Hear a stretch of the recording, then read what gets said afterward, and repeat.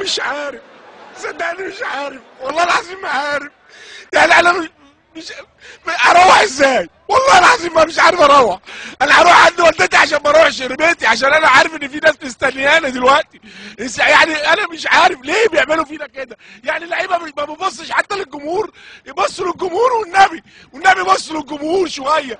يا جدعان هينوا نفسكم شويه. يعني ايه يعني ايه يعني ايه ابو تريكه ايه يفرق ايه عن جمال حمزه ولا اي لعيب في الزمالك؟ ابو تريكه او شوف ابو تريكه بيعمل ايه، بيموت نفسه عشان ياخد الكوره تاني ويحط يجيب جول التعادل ويجيب جول الفوز.